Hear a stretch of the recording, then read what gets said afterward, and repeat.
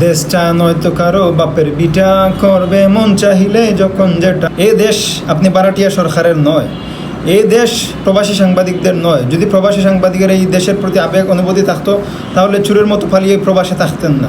আর আপনিও যে বারাটিয়া বর্তমান প্রধান উপদেষ্টা আছেন, বারাটিয়া সরকার, আপনাকে কিছুদিনের জন্য এই দেশটাকে আমরা দায়িত্ব দিয়েছি যে দেশটা একটু সুন্দরভাবে পরিচালনা করার জন্য। যদিও ওইটা আমাদের বুঝের স্বল্পতা ছিল যে আপনি একজন ভালো মানুষ বিদায় আমরা দেশটাকে আপনার হাতে তুলে দিচ্ছিলাম, কিন্তু এটা আমাদের অজ্ঞতা যে আপনার মতো একজন প্রবাস প্রিয় মানুষ, যিনি একদম বাইরের মানুষদের সাথে সবসময় ভালো সম্পর্ক রাখেন, বাইরের মানুষের পায়ের পাশে বসে থাকেন যে আমি আসলে ওদের কথায় চলবো, ওদের নেতৃত্বে চলবো, প্রত্যেকটা বিষয়ে ওনার অন্যান্য দেশের সাথে ওনার ভালো একটা সম্পর্ক রেখে উনি চলাফেরা করতে থাকেন।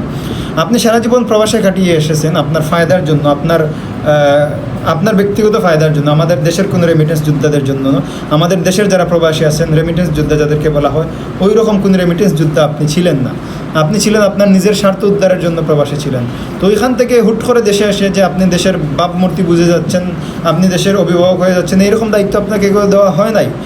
আপনাকে কিছুদিনের জন্য বারাটিয়া করে আনা হয়েছে যে দেশটা সুন্দরভাবে পরিচালনা করবেন, কিন্তু আপনি মনে করতেছেন এইটা আপনার বাবার দেশ। আপনি একাকি রায় দিয়ে দিচ্ছেন। বাংলাদেশের জনগণকে রেখে, বাংলাদেশের কিছু যেই দলগুলোই থাকুক, কুফরি মতবাদী থাকুক বা ইসলামিক মতবাদী থাকুক, ওই দলগুলোর সাথে কোনো পরামর্শ না করে আপনি একাকীভাবে কীভাবে ওয়াশিংটনের একটা সমকামী একটা এজেন্ডার হাতে আপনি এজেন্ডার একটা অফিস বাংলাদেশে বসাবেন আর তার দালালি করবে কিছু প্রবাসী সাংবাদিকরা? এটা তো হতে পারে না।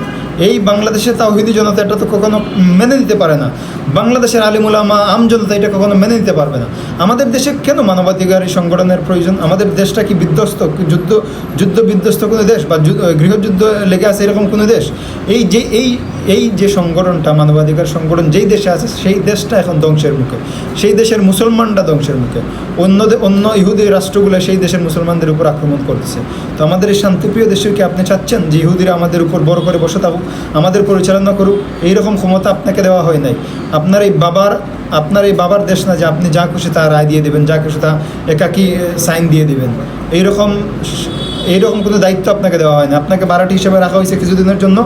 সম্মানের সহিত যদি থাকতে পারেন সম্মানের সহিত থাকুন, না হলে স্বৈরাচার সরকারের যে পতন হয়েছিল তার থেকে ভয়াবহ পরিণতি হতে পারে আপনারও, যদি এই দেশের আলেম উলামারা জেগে ওঠেন, এ দেশের তাওহীদি জনেরা জেগে ওঠেন ইনশাআল্লাহ।